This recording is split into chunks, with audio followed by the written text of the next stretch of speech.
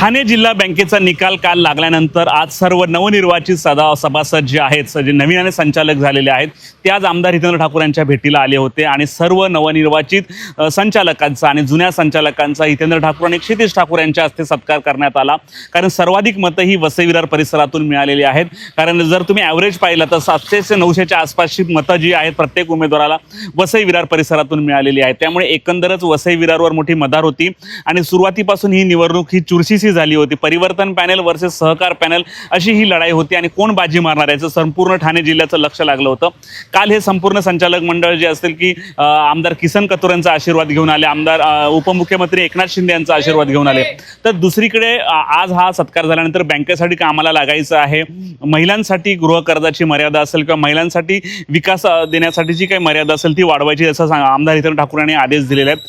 तर दुसरीकडे लायकी नसताना देखील ज्या उमेदवारांना सर्वाधिक मतं मिळाल्याचं आमदार हितेंद्र ठाकूर यांनी सांगितलं आहे। या निवडणुकीमध्ये मोठ्या प्रमाणावर पैशाचा पाऊस पडला आणि हे पैसे उमेदवार मतदारांनी नाकारलेले आहेत, सुसंस्कृत मतदार असल्याचं आमदार हितेंद्र ठाकूर यांनी सांगितलेलं आहे। तर दुसरीकडे वसई विरार शहर महानगरपालिकेचे महापौर राजीव पाटील यांनी देखील प्रतिक्रिया दिलेली आहे की आता सर्व राजकारण संपलेले आहे आणि बँकेच्या विकासासाठी किंवा बँकेच्या याच्यासाठी सर्व तरुण चेहरे समोर आलेले आहेत। त्यामुळे एकंदरच या सत्कारानंतर हितेंद्र ठाकूर आणि राजीव पाटील यांनी नेमकी काय माहिती दिली आपण ऐकूया।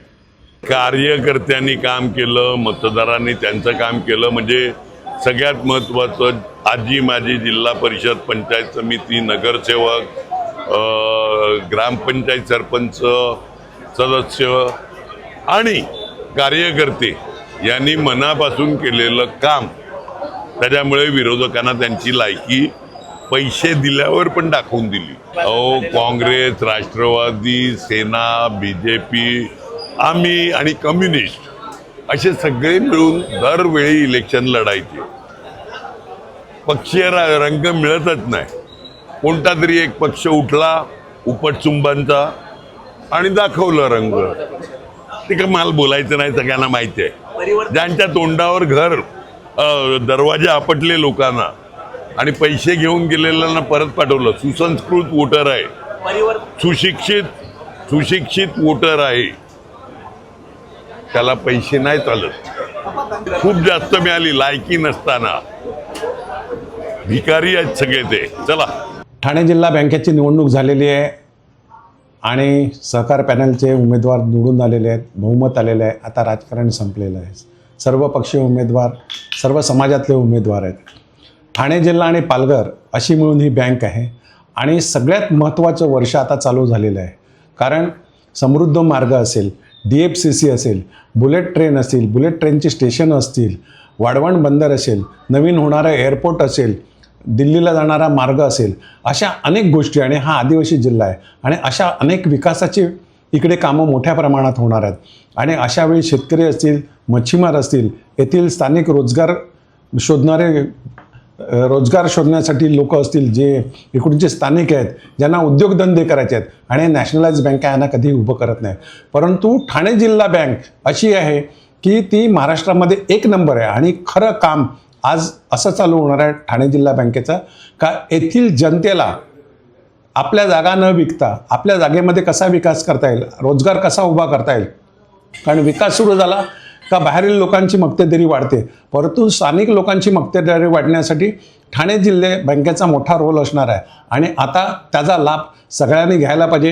हे तरुण सगळी टीम निवडून आलेली आहे आणि मला वाटते लोकनेते हितेंद्र ठाकूर यांच्या मार्गदर्शनाखाली, तसेच कथोरे साहेब आहेत आमदार, त्यांच्या मार्गदर्शनाखाली, त्याचप्रमाणे उपमुख्यमंत्री शिंदे साहेब आहेत त्यांच्या मार्गदर्शनाखाली, तसेच पाटील साहेब आहेत खासदार, असे सगळेच यांच्या मार्गदर्शनाखाली, युवा आमदार क्षितिज ठाकूर आहेत, खासदार शिंदे साहेब आहेत, श्रीकांत शिंदे साहेब आहेत, अशी सगळे टीमवर्क जी आहे ती निश्चित ठाणे आणि पालघर जिल्ह्याच्या विकासासाठी, येथील स्थानिक, येथील युवा पिढी यांच्या रोजगारासाठी, कामधंद्यासाठी, उद्योगधंद्यासाठी ठाणे जिल्हा बँके यांच्या नेतृत्वाखाली मार्गदर्शन करेल आणि निश्चित या पालघर आणि ठाणे जिल्ह्याला समृद्धीचे दिवस येतील, हे निश्चित। आपल्या या सर्वात लहान नगरसेविका प्रदीपिका सिंग या एका ज्येष्ठाचा सत्कार करते। किती सुंदर दृश्य आहे।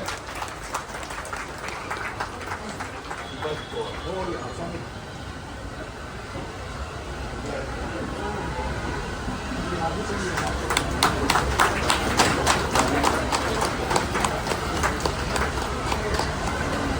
आपण आपल्या टाळ्या पुढे थांबायला नको. काल ज्यावेळी त्यांच्या डोळ्यात आनंदाश्रू वाहत होते ते सर्व कळत होतो आम्हाला. आणि तुमच्या खरोखर आता बोलतानाही घरीवरतोय आम्ही की तुमच्या ह्याच्यामुळे. धन्यवाद. मी विनंती करीन